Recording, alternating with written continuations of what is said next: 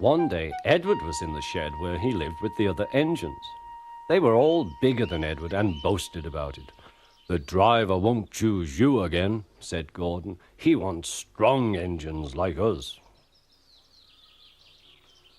But the driver and fireman felt sorry for Edward. "Would you like to come out today?" "Oh, yes, please," said Edward. So they lit his fire, made lots of steam, and Edward puffed away. The other engines were very cross at being left behind.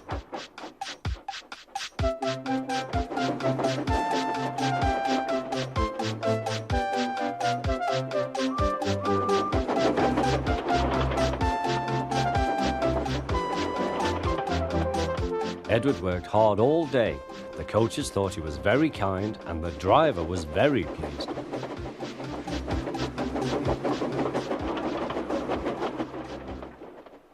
"I'm going out again tomorrow," Edward told the other engines that night. "What do you think of that?" But he didn't hear what they thought, for he was so tired and happy that he fell asleep at once. Next morning, Edward woke up to find nothing had changed. Gordon was still boasting. "You watch me, little Edward, as I rush through with the express. That will be a splendid sight for you. Goodbye, little Edward. Look out for me this afternoon."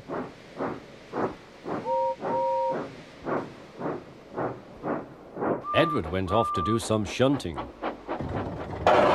Edward liked shunting. It was fun playing with trucks. He would come up quietly and give them a push. Then he would stop and the silly trucks would go bump into each other. "Oh!" they cried. "Whatever is happening?"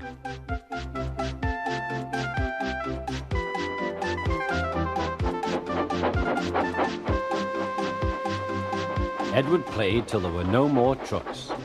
Then he stopped to rest. Presently he heard a whistle. Gordon was very cross. Instead of nice shining coaches, he was pulling a lot of very dirty trucks. "A goods train, a goods train, a goods train," he grumbled.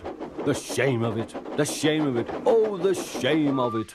Edward laughed and went to find some more trucks. Then there was trouble. "Gordon can't get up the hill," the porter called to Edward's driver. "Will you take Edward and push him, please?"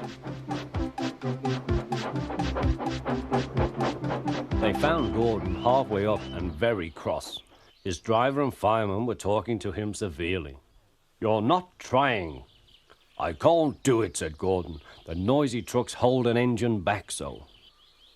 Edward's driver came up. "We've come to push." "No use at all," said Gordon. "You wait and see," replied Edward's driver. They brought the train back to the bottom of the hill.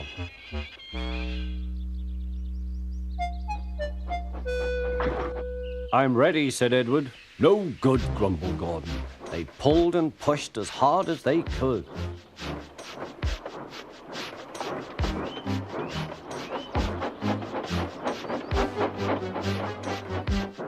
"I can't do it, I can't do it, I can't do it," puffed Gordon. "I will do it, I will do it, I will do it," puffed Edward. Edward pushed and puffed and puffed and pushed as hard as ever he could. And almost before he realized it, Gordon found himself at the top of the hill. "I've done it, I've done it, I've done it," he said proudly. He forgot all about Edward and didn't wait to say thank you. Edward was left out of breath and far behind. He ran on to the next station, and there he found that the driver and fireman were very pleased with him.